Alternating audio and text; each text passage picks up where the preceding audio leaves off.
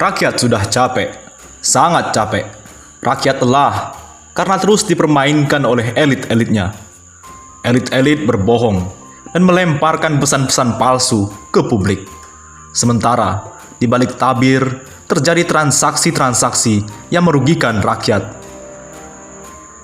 Luhut Binsar Panjaitan, mantan Jenderal Kopassus, dan sekarang Menko Maritim dan Investasi tidak pernah lepas dari kontroversi. Setelah perseteruannya dengan Said Didu, ia menimba kecaman gencar. LBP, demikian luar biasa disebut orang. Dituduh pengkhianat di media sosial karena sementara wabah corona mem-PHK jutaan pekerja Indonesia. Ia mengantarkan kedatangan 49 orang TKA Cina ke Konawe. Tidak hanya itu, LBP sekarang bertabrakan dengan Gubernur Ali Mazi, DPRD Sulawesi Tenggara, dan Bupati Konawe setelah berencana mempersilahkan kedatangan 500 TKA Cina ke wilayah itu. Apa alasan LBP menggelar karpet merah untuk TKA Cina? Dalam pernyataannya, Luhut meragukan kapasitas pekerja Indonesia. Hal ini menarik buat saya. Saya catat sedikitnya 2 poin argumen Luhut. Pertama, SDM lokal tidak siap bersaing dengan TKA Cina. Dan kedua, keahlian pekerja lokal belum cukup dukung proyek miliaran dolar.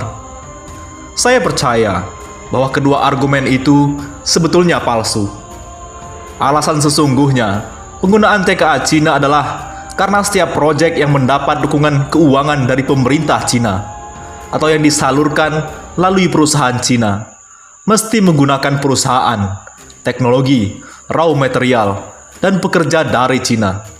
Itulah yang disebut dengan proyek turnkey. Indonesia terima beres. Proyek sudah jadi. Di dalam proses perwujudan proyek itu, tidak ada nilai tambah didapatkan oleh Indonesia. Walau begitu, kedua argumen palsu itu akan saya jawab juga. Bila seorang Menko menyampaikan argumen walau palsu, tetap harus ditanggapi dengan serius. Indonesia bejibun industri smelter. Dalam penyusun artikel ini, saya bertanya kepada seorang teman yang puluhan tahun berkecimpung di industri kelistrikan. Ia telah terlibat dalam pembangunan proyek infrastruktur, gedung-gedung pencakar langit, pembangkit listrik di berbagai skala, maupun sumber energi. Beberapa teman lagi memberi masukan tentang pekerjaan-pekerjaan yang berbahaya dan membutuhkan profesionalitas tinggi. Menurut mereka, tidak ada pekerja yang tidak bisa dilakukan orang Indonesia. Pekerja Indonesia terkenal sangat berdedikasi, berani, dan mau digaji rendah. Pekerja tambang atau miner adalah pekerjaan yang berat dan berbahaya. Ribuan pekerja tambang di Indonesia bekerja dengan gaji 5 juta per bulan rupiah. Bandingkan dengan pekerja tambang Australia yang memperoleh 100 juta rupiah per bulan. Penyelam mutiara juga pekerjaan berbahaya. Perbandingan penghasilan mereka tidak berbeda dengan pekerja tambang. Anda bisa tambahkan hal itu untuk tukang las bawah laut, pembongkar kapal, teknisi menara sutet, pekerja konstruksi gedung pencakar lain, dan lain sebagainya.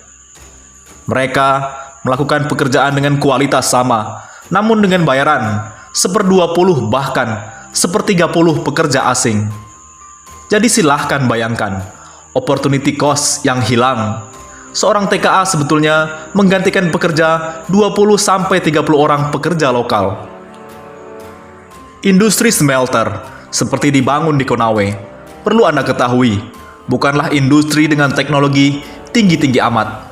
Puluhan tahun lalu, tepatnya tahun 1976, di zaman Orde Baru, sebuah smelter aluminium berdiri di Kuala Tanjung, Sumatera Utara.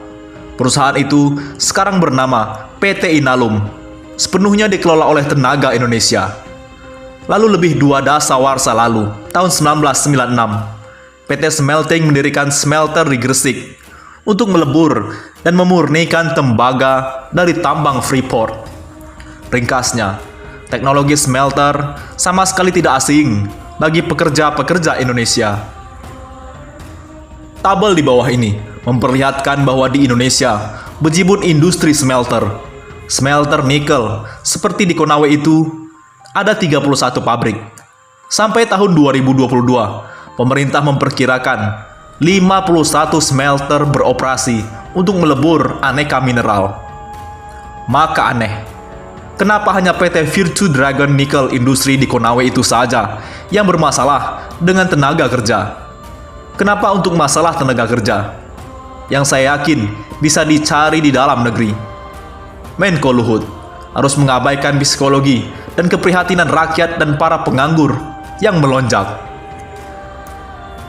Kapasitas pekerja Indonesia, insinyur-insinyur Indonesia telah membuktikan bahwa mereka bisa mengoperasikan industri-industri, tentu dengan penyesuaian-penyesuaian minor. Di masa lalu, ketika Jepang aktif membangun industri di Indonesia, insinyur-insinyur Indonesia dikirim ke Jepang 2 minggu untuk bisa mengoperasikan mesin-mesin industri. Tidak ada yang terlalu sulit, karena mereka telah menguasai basic teknologi atau knowledge. Masalah terutama bagi industri insinyur Indonesia adalah bahasa Jepang. Situasi teknologi Cina saya kira tidak jauh berbeda dengan Jepang. Pekerjaan yang berbahaya dan membutuhkan keterampilan tinggi, saya telah uraikan di atas, tersedia cukup banyak di Indonesia.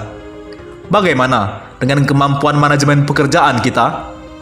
Saya sedih sekali mendengar seorang Menko melecehkan bangsanya sendiri. Katanya mereka belum bisa mengelola proyek miliaran dolar.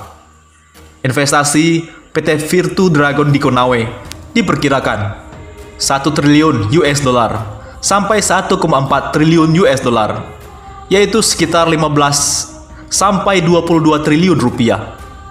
Apakah tidak ada perusahaan senilai itu di Indonesia? Pada tahun 2016, Bumi Resource memiliki aset 42 triliun rupiah. Aset PT Inalum sebesar 11,8 miliar US dollar. Sedangkan aset Tokopedia diperkirakan sekitar 7 miliar US dollar. Proyek di Indonesia dengan nilai di atas 1 miliar US dollar saya kira tidak sedikit. Satu contoh saja adalah proyek PLTU Suralaya Banten 4.000 megawatt memiliki nilai investasi 5 miliar US dollar. Itu artinya sudah sejak lama pekerja-pekerja Indonesia memiliki kapasitas untuk mengelola perusahaan atau proyek jauh di atas 1 miliar US dollar. Kesimpulannya apa? Rakyat sudah capek, sangat capek. Rakyat lelah karena terus dipermainkan oleh elit-elitnya. Elit-elit berbohong dan melemparkan pesan-pesan palsu ke publik. Sementara di balik tabir terjadi transaksi-transaksi yang merugikan rakyat. Netizen pun tidak tinggal diam. Abu Ahnaf. Bahayanya proyek turnkey. Begitu kita tidak tahu berapa biji nikel yang ditambang, berapa yang diekspor keluar. Kalaupun ada laporan bisa dipalsukan karena tidak ada pengawasan dari pemerintah. Rejim tahunnya terima pajak bersih sekian per tahun. Nggak peduli dengan keuntungan yang diperoleh si pemilik proyek. Nggak peduli dengan kerusakan lingkungan yang terjadi. Lihat saja yang di Freeport.